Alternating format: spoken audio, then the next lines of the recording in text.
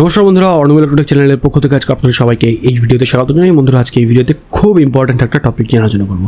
বন্ধুরা, আপনারা হয়তো বিভিন্ন নিউজ চ্যানেল, বিভিন্ন ইউটিউব চ্যানেল বা বিভিন্ন পোস্ট থেকে আপনারা জানতে পেরেছেন যে ইউপিআই পেমেন্টে কিন্তু এইবার থেকে এক্সট্রা ফি আপনাকে পেমেন্ট করতে হবে, মানে এক্সট্রা চার্জ আপনাকে গুনতে হবে।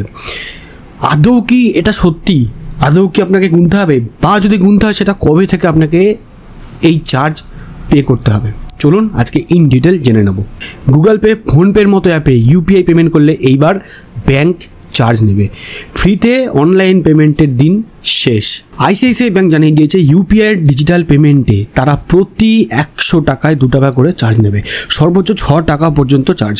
যাদের এসক্রো অ্যাকাউন্ট নয় তাদের ক্ষেত্রে চার্জ প্রতি লেনদেনে 10 টাকা পর্যন্ত যেতে পারে।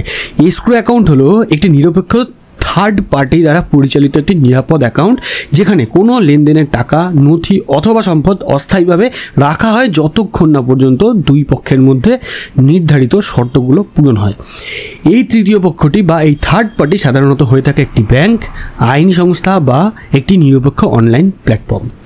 যদি আইসিআইসিআই ব্যাংকের অ্যাকাউন্টের মাধ্যমে লেনদেন হয় তাহলে কোনো রকম চার্জ দিতে হবে না।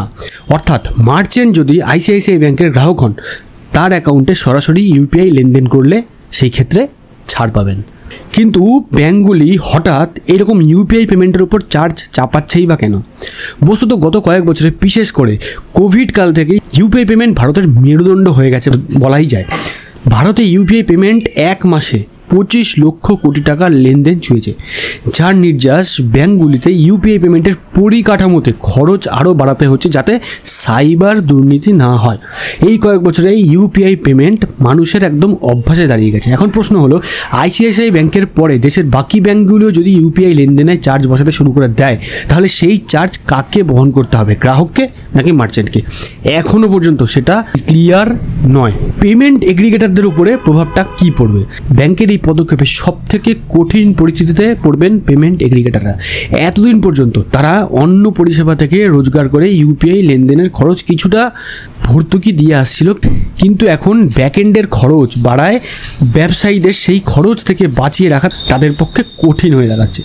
এর ফলে সামনে হয়তো দাম বাড়ানো বা মার্চেন্টদের সঙ্গে নতুন করে দর কষাকষি বা রাউটিং সেটেলমেন্টের নতুন কোনো কৌশল আনার সম্ভাবনা তৈরি হয়েছে। অন্য কিছু বেসরকারি ব্যাংক যেমন অ্যাক্সিস ব্যাংক, ইয়েস ব্যাংক নাকি এই ধরনের চার্জ চালু করেছে। এই তিনটি ব্যাংক আইসিআইসিআই সহ ইউপিআই পরিষেবার দেশের সেরা পরিষেবাদাতাদের মধ্যে কিন্তু তারা পড়ে।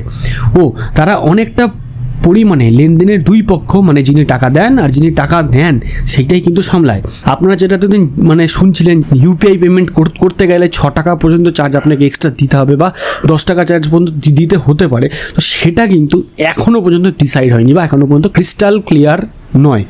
যখনই আমাদের কাছে এই রিলেটেড আপডেট আসবে আর একদম কনফার্ম আপডেট আসবে যে এই ডেট থেকে বা তাদের বলে দেওয়া কোনো ডেট থেকে, কোনো মাস থেকে এই যে পরিষেবা এটা চালু হবে বা এই চার্জের যে বিষয়টা এটা লাগু করা হবে, তখন আমরা আবার নতুন একটা ভিডিও দিয়ে আপনাদের আমরা আপডেট দেবো।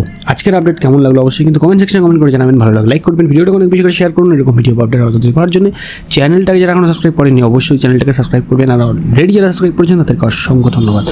বন্ধুরা, ভিডিওটার সাথে শেষ পর্যন্ত থাকার জন্য সবাইকে ধন্যবাদ জানাই। ভালো থাকবেন, সুস্থ থাকবেন, বাই।